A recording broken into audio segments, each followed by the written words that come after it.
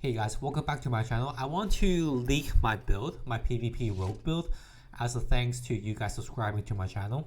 So without further ado, let's go into the build. So I use Explorer's Legendary Aspect onto the helmet. Ideally, I want to replace maximum energy with life. I got another helmet that has that, but the cooldown reduction and the total armor is a bit low roll. So I'm using this one instead. For chest, you basically want stats like this and also escape artist legendary aspect onto the chest to counter Hotaparbs without thorns. With thorns, you will need to build up dodge chance, which we will talk about later.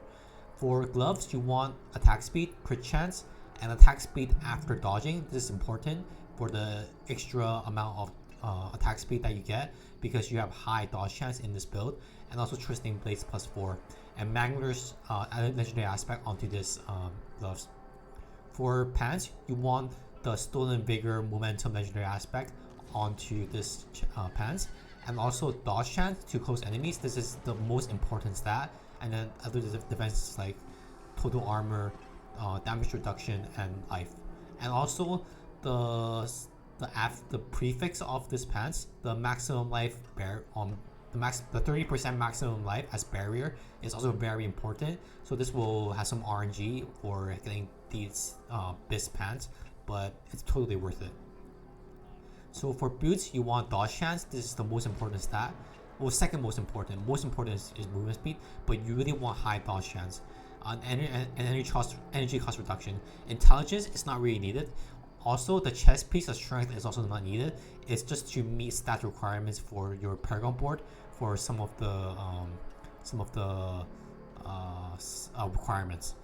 For your two-hander ranged weapon, you want the Twisting Blade legendary aspect, the Blade Master, and also crit, wound, core skill damage, and dexterity. Keep in mind that critical damage is capped at 200% for PvP. I'm not sure why that is, but more than 200% it has severe diminishing return, so you would want 200% critical damage. For weapons, I'm using an 810 weapon, which is not ideal. Ideally I want like 814 to 820, but this would do for now. Basically same stats as my two-hander, except that it has damage to close enemies. Condemnation is a requirement. You really need this weapon. I use Bursting Venom. So the reason why I use Bursting Venom is that to overpower other rogues or Hotaparbs, you sometimes need this to proc in order to go through their defenses. So this is why I use Bursting Venom. And you want life. This is the most important stat. And then crit chance. And then vuln damage. And then crit damage if you don't meet the 200% requirement. And other stats if you do. Same thing as the ring, except that you want resource generation instead of the other filler stat, and also crit damage instead of vuln damage instead of crit damage if you do not meet the crit damage requirement. If you already meet the crit damage requirement.